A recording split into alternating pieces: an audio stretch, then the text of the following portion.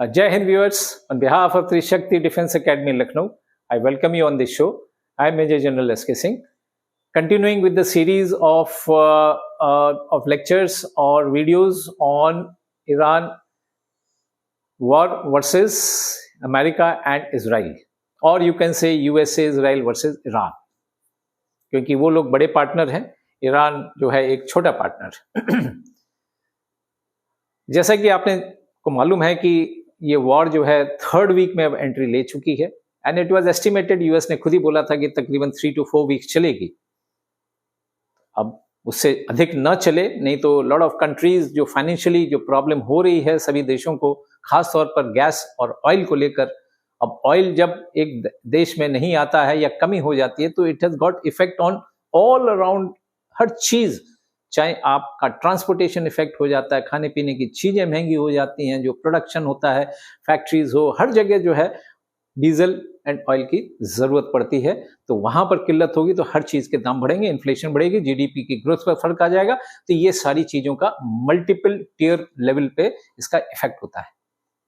अब इस युद्ध के दौरान में ईरान ने मिसाइल्स काफी फायर की, इजराइल के देश के ऊपर तो खैर किया ही, अमेरिका पे तो उनके पास है ही नहीं इतनी कैपेसिटी, इतनी लॉन्ग रेंज मिसाइल्स की अमेरिका पे कर सके, लेकिन उनकी जो भी फोर्सेस हैं उन पर भी जो है इन्होंने मिसाइल फायर करी हैं। साथ में अमेरिका की जो बेसेस हैं या इनकी जो एम्बेसीज हैं खाड़ी के देशों में, वहां पर इन्होंने अटैक किया है। और इसके अलावा जितने भी मुस्लिम देश हैं, इस्लामिक कंट्रीज हैं, गल्फ कंट्रीज में तकरीबन 11 से 12, उन सब के ऊपर भी इन्होंने मिसाइल्स फायर करी हैं ईरान ने।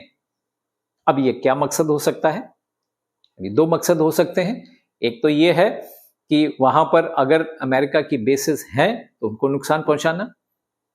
दूसरा एम ये हो सकता है कि उस देश को ये मैसेज देना कि भाई आप इनको सपोर्ट क्यों कर रहे हो, आप अपनी जमीन का अमेरिकन फोर्सेस को इस्तेमाल करने के लिए क्यों दे रहे हैं, आप अपनी जो वाटर बाउंड्रीज होती हैं उसका इस्तेमाल करने के लिए क्यों दे रहे हैं अमेरिकन फोर्सेस को। तो जहां ये वहां की जनता जब जागेगी, अपराइजिंग होगी, ऑटोमेटिकली हो सकता है वो देश फिर अमेरिका को बोले कि भाई थैंक यू वेरी मच, आप यहां से जाएं। लेकिन ऐसा होता हुआ कुछ नजर नहीं आ रहा है। अब इसका दूसरा एम क्या हो सकता है? जैसा कि हुआ भी, लॉट ऑफ ऑयल रिफाइनरीज जो है इस्लामिक कंट्रीज की, वहां पर फायरिंग जब ये की गई तो उनका ऑयल प्रोडक्शन जो है वो कैपेसिटी कम हो गई। हॉर्मूज को इन्होंने क्लोज कर दिया, बहुत कम शिप्स जो है यहां से निकलने के लिए दिए। प्रोडक्शन लेवल ऑफ जो गल्फ कंट्रीज हैं उनकी ऑयल प्रोडक्शन कैपेसिटी जो है तकरीबन 50% डाउन हो गई, क्योंकि नंबर ऑफ ऑयल रिफाइनरीज पर मिसाइल अटैक हुए। ऑयल डिमांड जो कि नॉर्मल थी, अब वो अवेलेबिलिटी कम हुई। बैरल के दाम जो हैं $110 को भी पार कर चुके हैं। और जहां तक इंडिया का सवाल है, तकरीबन 135 डॉलर तक क्रॉस हो गया। अब इसमें फायदा किसका है? कुछ ना कुछ तो एम होगा। आफ्टर ईरान ने क्यों किया? देखिए, एक ट्रायंगल है, ईरान, चाइना और रशिया। युद्ध हो रहा है between USA, Israel and Iran के बीच में। अब बल्ले बल्ले किसकी हो रही है? रशिया एंड चाइना की। चाइना की बल्ले बल्ले कैसे हो रही है? क्योंकि चाइना एक अच्छा पार्टनर है, लेकिन चाइना की एक पॉलिसी ये रही है कि वॉर में डायरेक्टली खुद कूदता नहीं है, मॉरली सपोर्ट, मटेरियल सपोर्ट जरूर करता है। मटेरियल भी उन्होंने सपोर्ट किए। जितने ड्रोन्स का इस्तेमाल हो रहा है ईरान द्वारा, इनकी जो है चिप कहां से आ रही है? ये चाइना सप्लाई कर रहा है। इनके इंजन्स कहां से आ रहे हैं? रशिया सप्लाई कर रहा है। और ऑफ कोर्स ईरान में भी इंजन्स का उत्पादन होता है। और ईरान की कैपेसिटी इतनी है कि तकरीबन 500 ड्रोन्स एक दिन में बना सकता है। सस्ता टिकाऊ इलाज है, सस्ते में ड्रोन बन जाता है, और इसको काउंटर करने के लिए मिलियंस एंड मिलियंस डॉलर की जो है मिसाइल दागनी पड़ती है इसको डाउन करने के लिए।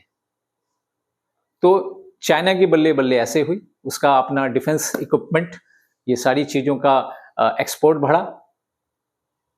रशिया की सबसे ज्यादा बल्ले बल्ले हुई। क्यों?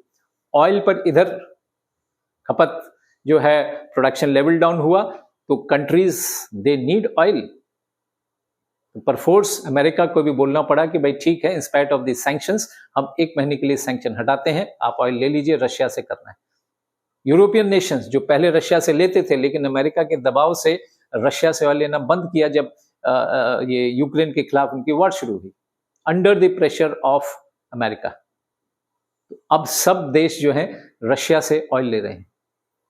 तो ऑयल जो उनका एक्सपोर्ट कम हो गया था, रशिया ने दबा के जो है तेल बेचा है, वो फायदा, प्लस डिफेंस इक्विपमेंट ईरान को सप्लाई किया है, उसका फायदा। तीसरा फायदा रशिया का हुआ है कि ये वॉर जो लड़ रहा है अगेंस्ट यूक्रेन, वहां पे जो इक्विपमेंट की सप्लाई, डिफेंस इक्विपमेंट की सप्लाई, फाइनेंशियल सपोर्ट जो यूक्रेन को आता था वो बंद हो गया। तो रशियन आर्मी को, रशियन डिफेंस फोर्सेस को वहां पर खुला हाथ मिला। तो ये सोचिए रशिया, तो किसका ओवरऑल गेम प्लान रहा है जिससे ईरान जो है अपने ही इस्लामिक कंट्रीज के ऊपर, ऑयल रिफाइनरीज के ऊपर अटैक करे। उसने माफी जरूर मांगी है। तो ये बड़े सारे अंडरहैंड प्लेयर्स हैं, तो इसमें बल्ले बल्ले जो सबकी हुई है वो रशिया हमेशा गेन किया है। That's all in this video. हमारा वीडियो को लाइक कीजिएगा, चैनल को सब्सक्राइब करना मत भूलिएगा। जय हिंद।